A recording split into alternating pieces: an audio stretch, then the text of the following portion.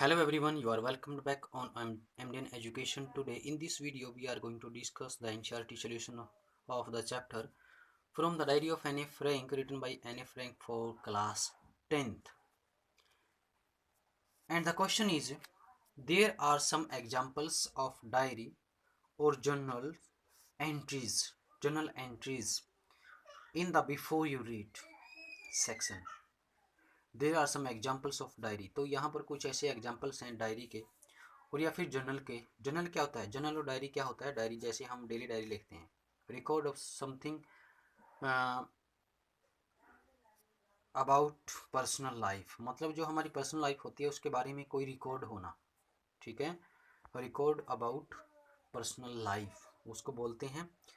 या फिर an account of something that has done each day, मतलब जो कुछ भी दिन के दौरान होता है उसका एक रिकॉर्ड रखना क्या होता है? डायरी होता है, ठीक है। जर्नल भी ऐसे ही बोल देते हैं, ठीक है। A written account of what you have done each day, मतलब जो आप दिन के दौरान कर चुके हैं या करते हैं उनका एक रिटन अकाउंट जो होता है उसको बोलते हैं जर्नल, ठीक है। जर्नल का मतलब यदि सिंपली कहें तो कोई न्यूज़पेपर या फिर पत्रिका होता है, ठीक है। डायरी आप समझते ही हैं, डेली डायरी जो लिखते हैं, ठीक है।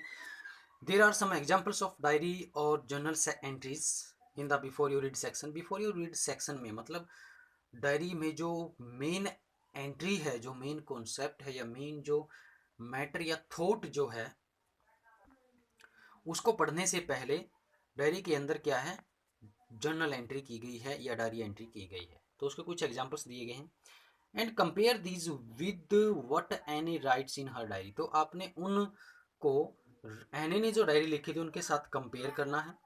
And what language was the diary originally written in, अब जो एने की डायरी थी वो ओरिजिनली वस्तु मतलब मौलिक रूप से या फिर सही रूप से कहें तो वो कौन सी लैंग्वेज में लिखी गई थी। And in what way is acnes diary different, और एने की जो डायरी है वो अलग कैसे है, ठीक है। Let's start the answer of this question. कई सारे क्वेश्चन है इसके अंदर। एनी मिक्सिस, तो 3 क्वेश्चन है इसके अंदर। Compare this with what any rights in a diary, ये है मतलब ऊपर जो एग्जांपल दिए गए हैं, ठीक है।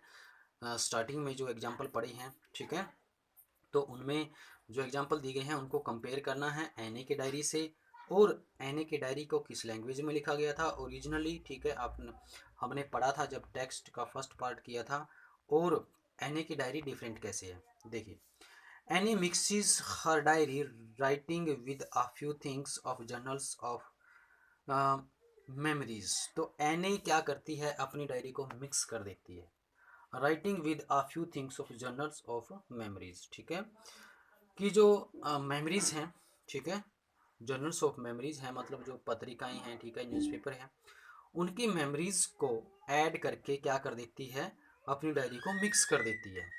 And she uses her own genre of writing her, genre मतलब स्टाइल, ठीक है।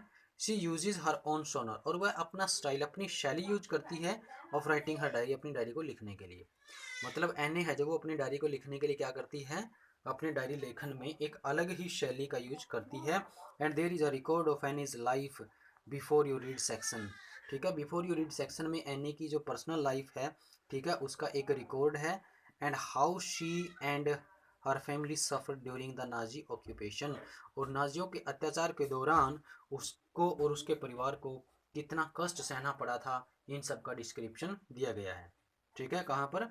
बिफोर यू रीड सेक्शन में, जब डायरी का मेन कॉन्सेप्ट शुरू होता है उससे पहले एनी ने अपनी पर्सनल इंफॉर्मेशन दी है। And Anne's diary was written originally in Dutch, हमने पढ़ा था कि एनी की जो डायरी थी वो डच में लिखी गई थी। उसके बाद उसके पिताजी ने उनको काफ़ी सारी कई लैंग्वेजेस में ट्रांसलेटेड करवाया था और पब्लिश किया था, ठीक है। तो उसकी जो लैंग्वेज थी, फर्स्ट लैंग्वेज वो कौन सी थी? डच लैंग्वेज थी, ठीक है। It is different in format of others diaries, ये दूसरी डायरीज से इसका जो फॉर्मेट है वो बिल्कुल अलग है। And it is a mixture of a journal, memoir, diary and log. Journal क्या होता है? अभी मैंने ऊपर बताया था, कोई न्यूज़पेपर या फिर पत्रिका होती है जो कि पार्टिकुलर सब्जेक्ट के ऊपर लिखी जाती है, ठीक है। पार्टिकुलर सब्जेक्ट के ऊपर लिखी जाती है, उसको क्या बोलते हैं? जर्नल। मेमोर क्या होता है? मेमोर होता है एक ऐसा अकाउंट जो हम अपनी पर्सनल लाइफ के बारे में रखते हैं, रिकॉर्ड रखते हैं। डायरी आप पता ही है आपको डायरी क्या होता है, ठीक है। डायरी मतलब डेली लाइफ में जो भी घटनाएं होती हैं, डेली ईच डे मतलब जो भी घटनाएं घटती हैं, जो भी होता है हमारे साथ, उनको हम जब लिखते हैं शाम को, तो मतलब ये कहीं कि दिन का लेखा जोखा जो करते हैं वो डायरी के अंदर करते हैं। लोग भी ऐसे ही होता है, ठीक है। लोग का मतलब भी क्या होता है? लोग के कई मीनिंग होते हैं। लोग का मतलब लकड़ी का लट्ठा भी होता है। लोग का मतलब ऐसी घटना भी होता है, एक ऐसा रिकॉर्ड भी होता है अबाउट द शिप जर्नी, ठीक है। मतलब जो शिप जर्नी होती है उसके रिगार्डिंग भी जो हम लिखते हैं, उसका लेखा जोखा जो करते हैं, रिकॉर्ड जो बनाते हैं, उसको भी लोग बोलते हैं, ठीक है। और हमारे जीवन से संबंधित जो भी घटना होती है उसको भी हम लोग बोलते हैं, ठीक है। तो ये सभी क्या है ये सभी चीज़ें हैं इसके अंदर। ये जर्नल भी है, मेमोरी भी है, डायरी भी और लॉग भी है, इसका मिक्सचर है, ठीक है। तो एनए की डायरी है, इन सब का क्या है कि मिक्सचर है। नेक्स्ट क्वेश्चन है, why does Annie need to give a brief sketch about her family? बिन एने को अपने परिवार के बारे में एक संक्षिप्त परिचय देने की जरूरत क्यों पड़ती है? And does she treat Kitty as an insider और एन आउटसाइडर? तो जैसा कि आपको पता है कि वो अपने फ्रेंड का, उसका ट्रू फ्रेंड कौन है? यस, उसकी डायरी, ठीक है। एने की डायरी है जो वो अब उनका सच्चा मित्र है, उसका ट्रू फ्रेंड है। तो वो उस ट्रू फ्रेंड को क्या नाम देती है? किटी, ठीक है। उसका क्या नाम रखती है? किटी। जैसे हम अपने दोस्त को बुलाते हैं ना शॉर्ट फॉर्म में, या फिर उसका निक नेम लेके प्यार से, ठीक है। तो वो अपने प्यार से उसका नामकरण करती है, उसका नाम क्या है? किटी। तो किटी को क्या मानती है वो, ठीक है?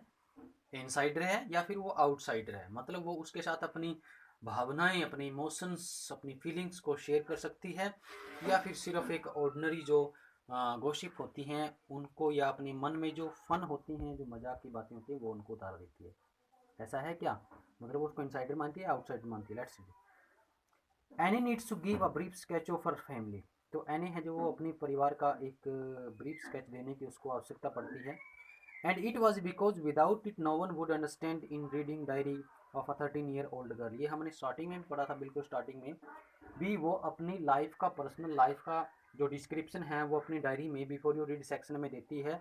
और इसकी वजह क्या है? इसका बिगेस्ट रीज़न ये है कि कोई भी जब तक उसको एने की लाइफ के बारे में नहीं पता होगा तो वो उसके विचारों में रुचि नहीं लेगा, ठीक है। तो कोई भी उसके विचारों को समझ पाएगा, ठीक है। She called her diary Kitty. तो वो अपनी डायरी को किटी कहती है। And she sees her diary as an insider. और अपनी डायरी को क्या मानती है? वो इनसाइडर मानती है, ठीक है। इनसाइडर मतलब यहाँ पर क्या है? Insider means whom she can express her personal feelings, ठीक है। Next question, how does any feel about her father, her grand mother, Mrs cuprous and mister Keesing? Any है जो वो इन सब के बारे में क्या सोचती है, ठीक है, कैसा फील करती है मतलब। And what do these tell you about her? और ये सभी आपको उसके बारे में क्या बताते हैं, ठीक है। बी एन ए कैसी थी, ठीक है। मतलब हमने उनके फादर के बारे में, उनके ग्रैंड मदर मिसिज क्यूप्रस और मिस्टर किशिंग को पढ़ा है, ठीक है। तो इन सब को देख करके, इन सब के व्यू पॉइंट के अकॉर्डिंग एनी का करेक्टर कैसा है? Let's read. Any looks at her father's most adorable, most lovable, ठीक है। एनी है जो वो अपने पिताजी को क्या देखती है? मोस्ट एडोरेबल देखती है। मतलब एक ऐसा व्यक्ति जिसकी सबसे ज़्यादा प्रशंसा की जाए, प्रशंसनीय, प्रशंसा के योग्य है, ठीक है, प्रशंसनीय है। She is greatly attach to her grandmother. अब वो अपने पिताजी को एडोरेबल मानती हैं, तो अपनी दादी से भी उतनी ही अटैच्ड हैं वो, ठीक है। And she often thinks of her and loves her. और वो अक्सर उनको, उनके बारे में सोचती है और उनको मिस करती है, उनसे प्यार करती है, इवन आफ्टर हर डेथ, यहाँ तक कि उनकी डेथ के बाद भी। Any feels equally for her head mistress Mrs Cupras. और जब एनी स्कूल टाइम में थी तो वो प्राइमरी लेवल तक थी, तो मिसिज क्यूप्रस उनकी हेड मिस्ट्रेस थी। तो मिसिज क्यूप्रस को भी वो बहुत ज़्यादा मिस करती हैं। And she was in tears when she bade farewell to Mrs Cupras. और उनकी आंखों में आंसू आ गए थे, एने की आंखों में आंसू आ गए थे जब उन्होंने मिसिज क्यूप्रस को अलविदा कहा था, ठीक है। She also has great regard for her teacher mister Keesing. तो मिस्टर कीसिंग के प्रति भी उनका बड़ा आदर सम्मान है, वो उनकी बड़ी आदर इज्जत करती हैं। And though she calls him old fogey, और वो उनको ओल्ड फुगे कहती है, ठीक है। ओल्ड फुगे, ओल्ड फुगे मतलब ओल्ड काइंड ऑफ फैशन, ठीक है, मतलब एक ऐसा पुराने विचारों वाला व्यक्ति कह सकते हैं। ओल्ड फुगे मतलब पुरानी विचारधारा वाला व्यक्ति, ठीक है। तो उनको वो ओल्ड फुगे कहती है, लेकिन उनका आदर सम्मान भी इज्जत भी करती है। And all this shows that any is an affectionate girl, तो इन सब से पता चलता है कि एनी जो है एक अफेक्शनेट गर्ल है, ठीक है। नेक्स्ट क्वेश्चन है, what does any right in her diary, sorry, what does any right in her first essay. Yes, any ने अपने फर्स्ट एसे में क्या लिखा है, एनी क्या लिखती हैं, एनी अपने फर्स्ट एसे में क्या लिखती है। यदि लॉन्ग क्वेश्चन के रूप में आए तो फर्स्ट एसे जब उनको दिया गया था तो वो किस बात के लिए दिया गया था, वो आप इसके अंदर ऐड कर सकते हैं, ठीक है। Any rights in her first essay a correct chatter box, ठीक है।